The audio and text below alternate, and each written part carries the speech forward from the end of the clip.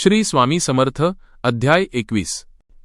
अक्कलकोटमध्ये एक साधा पण अतिशय मनमिळाऊ लाकूडतोड्या राहत होता। त्याचं नाव रामू। तो रोज जंगलात जाऊन लाकूड तोडून विकत असे। घरची परिस्थिती बेताची होती, पण मन मात्र स्वामीभक्त।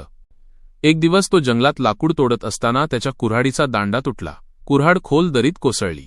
रामू थकून बसला आणि दोन्ही हातांनी डोळे पुसत म्हणाला, स्वामी, आजच का?